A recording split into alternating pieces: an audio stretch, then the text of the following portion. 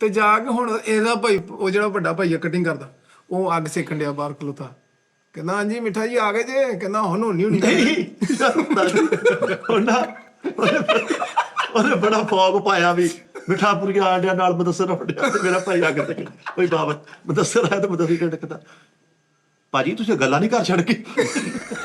ਮੁਦੱਸਰ ਕਹਿੰਦਾ ਭਾਜੀ ਪੱਤਰ ਵਰਗਾ ਸਿਰ ਕਹਿੰਦਾ ਇੱਥੇ ਆਓਗੇ ਤਾਂ ਮੇਰਾ ਅੱਗ ਸੇਕ ਬੈਠੋ ਅਸੀਂ 10 ਮਿੰਟ ਅੱਗ ਸੇਕੀ ਹੁਣ ਫੂਕਾ ਮਾਰੇ ਮੁਦੱਸਰ ਦੇ ਸਿਰ ਤੇ ਸਵਾਹ ਸਿਰ ਤੇ ਕਿਵੇਂ ਜਦੋਂ मुदस्सर इंज करके एंट्री तो नोनी कमेंट्री कर रही बहुत बड़ा नाम पाकिस्तान का बड़ा नाम राणा मुदस्सर साहब ये सजाद जनी ऑफिशियल थे आए तो जो करके मुदस्सर इंटरव्यू तो मुदस्सर सिर तो सवाल भाई मेरा भरा ना चदर लैकदा और फलकार जी अटेंड पीछे आ लो बड़ी आइटम है भाई बाबर ਦਾ ਐਕਸ਼ਨ ਇਹਨੂੰ ਬੜਾ ਮਜ਼ਾ ਲੱਗਦਾ ਜਦੋਂ ਜੀ ਮੈਨੂੰ ਕਾਲ ਆਉਣੀ ਨਾ ਭਾਈ ਬਾਬਰ ਦੇ ਮੈਂ ਲਾਊਡ ਸਪੀਕਰ ਖੋਲ ਦੇਣਾ ਕੋਲ ਕਿਹੜਾ ਉਹਦੇ ਹੁਣੇ ਉਹਨੇ ਮੈਨੂੰ ਮਿੱਠੇ ਨਾਮ ਤੇ ਬੁਲਾਉਣਾ ਮੈਂ ਲਾਊਡ ਸਪੀਕਰ ਖੋਲਣਾ ਮੈਨੂੰ ਕਹਣਾ ਹਾਂਜੀ ਬਾਹੂਬਲੀ ਸਾਹਿਬ ਕਿੱਥੇ ਹੋ ਹਰ ਵਾਰ ਕੋਈ ਨਵਾਂ ਹੀ ਨਾ ਵੀ ਅੱਛਾ ਮਿੱਠਾ ਫੋਨ ਕਰੇਗਾ ਹਾਂ ਸਾਜਿਦ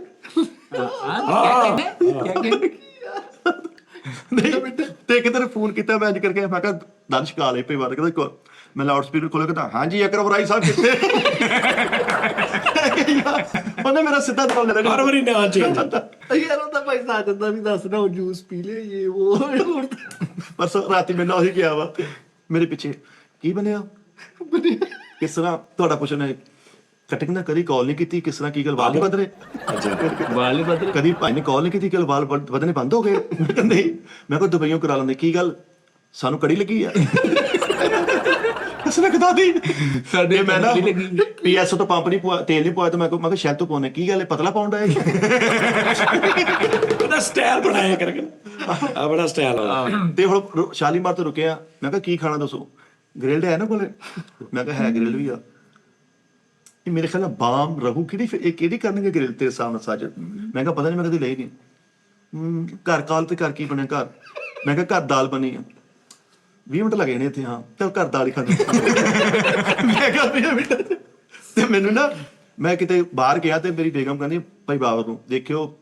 ਭਾਈ ਸਾਹਿਲ ਬਾਹਰ ਗਏ ਆ ਤੇ ਮੈਨੂੰ ਕਹਿੰਦਾ ਓਏ ਆ ਜਾ ਵੱਡਿਆ ਸਟਾਰਾ ਪਾਈਆ ਦਹੀਂ ਲੈਣੀ ਤੂੰ ਕਿੱਥੇ ਨਿਕਲ ਜਾਂਦਾ ਬੜਾ ਸਟਾਈਲ ਮੇਰੀ ਅੱਛਾ ਜਿੱਦਾਂ ਮਰਜ਼ੀ ਤੁਸੀਂ ਵੱਡੇ ਹੋ ਜਾਓ ਘਰ ਦੇ ਵਿੱਚ ਤੁਹਾਡਾ ਓਏ ਆ ਜਾ ਇੱਧਰ ਏਡਾ ਤੂੰ ਮੇਰੀ ਅੰਮੀ ਮੈਨੂੰ ਕਹਿੰਦੀ ਮਿੱਠੇ ਪੁਰੀਏ ਸਬਜ਼ੀ ਲਿਆ ਧਨੀਆ ਤੇਰੇ ਪਿਓ ਨੇ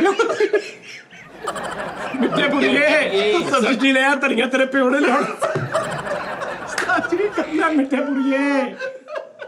ਮੈਂ ਕਿ ਮਾਂ ਹੀ ਕਹਿ ਰਹੀ ਵੇ ਮਿੱਠੇ ਪੁਰੀਏ